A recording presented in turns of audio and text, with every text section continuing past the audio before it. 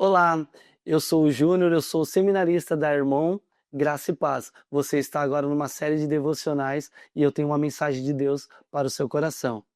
Eu quero pedir para você abrir a palavra de Deus lá em Gênesis capítulo 4. Vamos ler? No versículo 10. A palavra de Deus diz assim: Disse o Senhor: O que foi que você fez? Escute, da terra o sangue do seu irmão está clamando. Agora nós vamos para João capítulo 8, que vai trazer uma grande conexão entre Gênesis capítulo 4. Olha que interessante. Os mestres da lei e os fariseus trouxeram-lhe uma mulher surpreendida em adultério. Fizeram-na ficar em pé diante de todos e disseram: Mestre, esta mulher foi surpreendida em adultério. Na lei de Moisés, a lei de Moisés nos ordena apedrejar tais mulheres. E o Senhor o que diz? Eles estavam usando essa pergunta como armadilha a fim de terem uma base para acusá-lo. Mas Jesus inclinou-se e começou a escrever no chão com o dedo. Duas vezes nesse texto, Jesus vai se inclinar e escrever ao chão.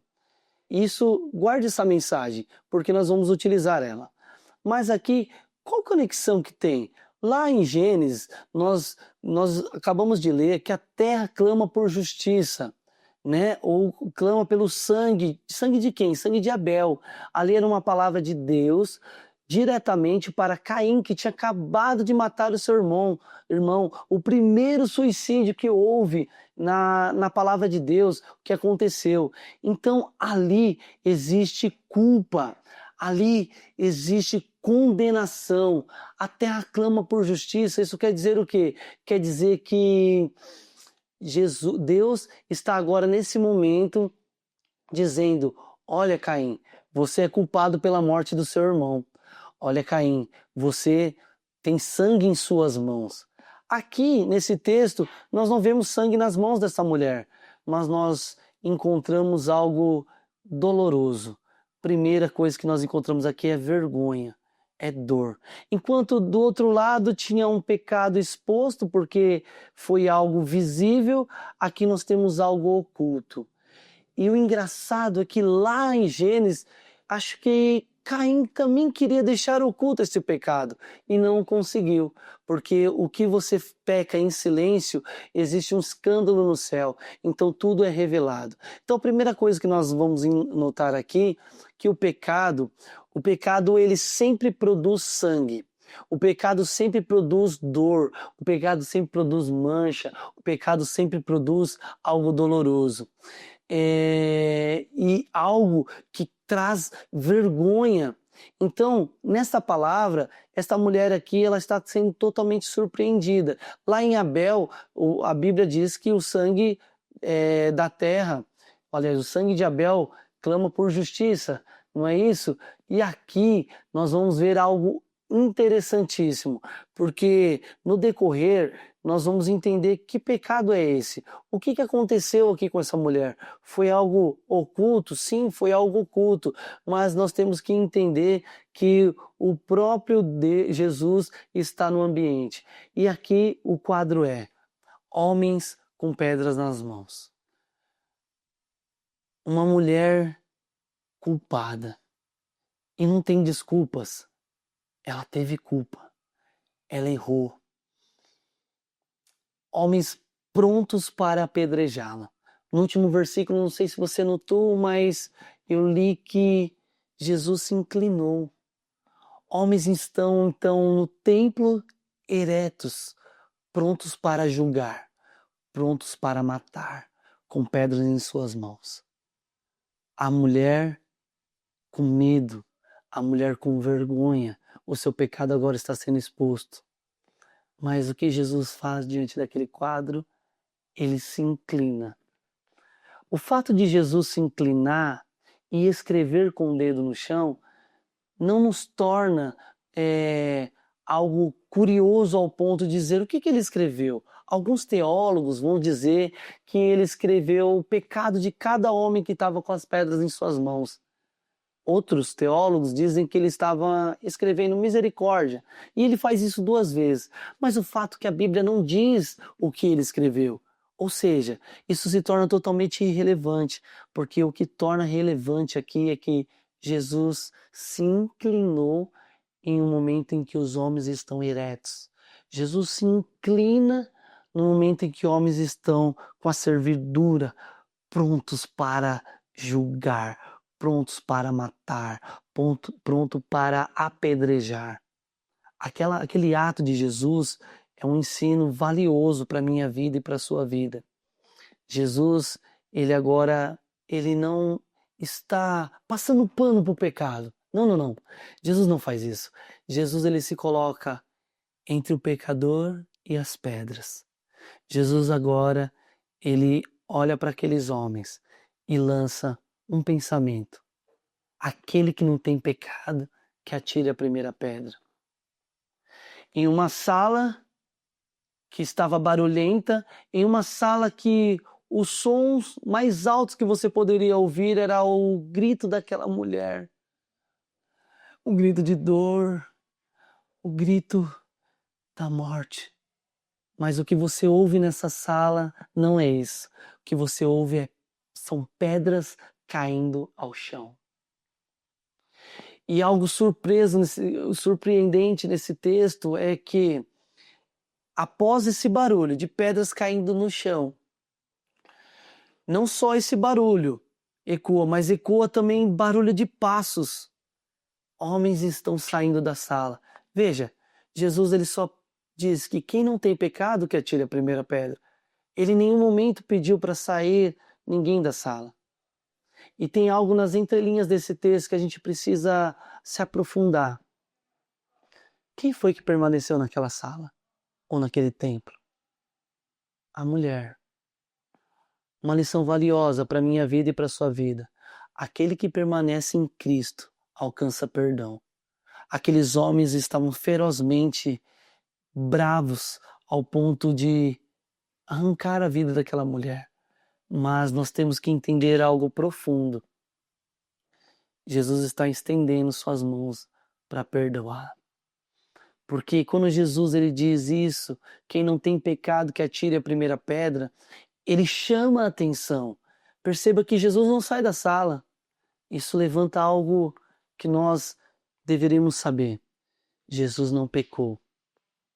Ele poderia sim estar agora com as pedras nas mãos. Ele poderia sim julgar sobre essa mulher. Ele poderia sim matar e tirar a vida. Era legítimo, ora, a lei dizia isso. A lei dizia que a mulher cometida por adultério, ela deveria ser morta e é dessa forma. Jesus poderia estar com pedra nas mãos, mas Jesus escolhe agora amar, perdoar.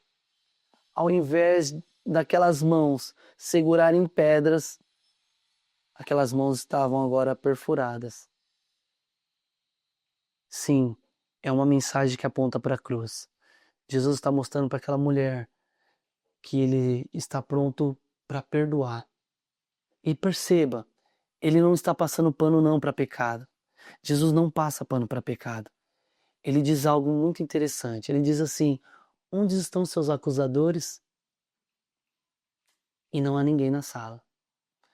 Então Jesus ele chama atenção para si e diz: nem eu te condeno. Ou seja, eu que não tenho pecado não te condeno. Eu que poderia te condenar, eu não te condeno. Foi assim que ele declarou na cruz do Calvário. Ao invés de mãos que acusam, existiam mãos perfuradas de amor. Foi isso que Jesus fez por mim e por você. Aquela mulher não tem nome, não existe nome dela aqui no texto. E é proposital. Porque essa mulher, ela representa a minha vida e a sua vida. Ela representa o pecador que carece da graça, que carece do perdão. E a proposta de hoje, que eu quero, essa devocional de hoje, que você entenda. O versículo 11 diz assim, que a mulher responde para Jesus: ninguém, Senhor, disse ela. declarou Jesus, eu também não a condeno. E agora algo que é a cereja do bolo, que vai dizer que Jesus ele não se associa ao pecado, ele não passa a mão por cima do pecado. Não, não. Ele vai dizer algo, lançar agora uma última frase. Agora vá e abandone o seu pecado. Agora vá e não peques mais. Agora vá e abandone sua vida de pecado. Esta é a palavra de Deus para mim e para a sua vida. Mas diante de Caim, que tinha sangue nas mãos, diante dessa mulher adúltera, que tinha um sangue simbólico em suas mãos,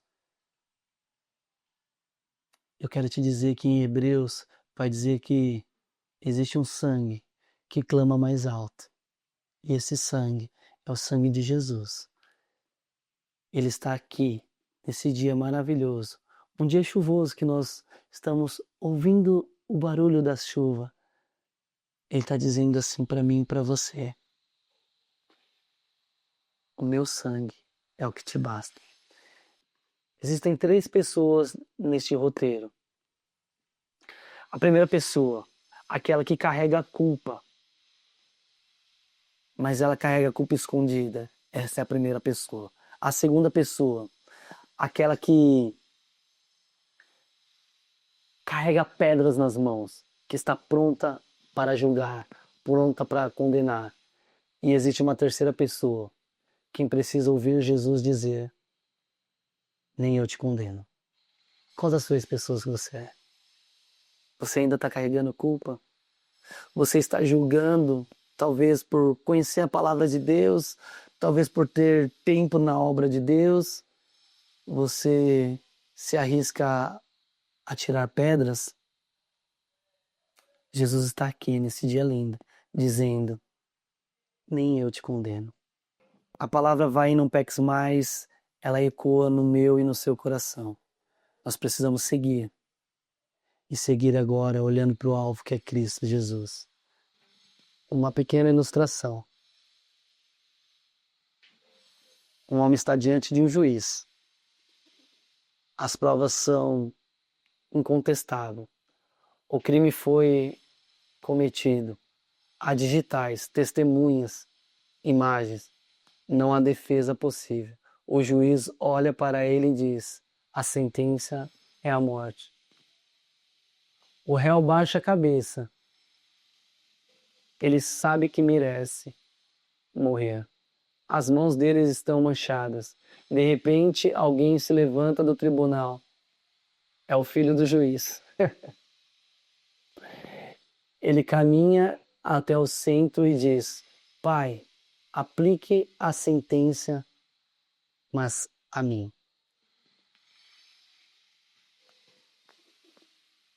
Nós sabemos quem é o justo juiz e nós sabemos quem é Jesus, aquele que se coloca entre as pedras e o pecador. Portanto, arrepende-se. Portanto, não fique com essa culpa. Entrega tudo a Ele. E reflita. Quem é este? Quem é este que podia te condenar e não te condenou? Que no lugar da sua morte, Ele te deu vida. Quem é esse? Ele me amou. Ele me amou. Ele te amou. Amém.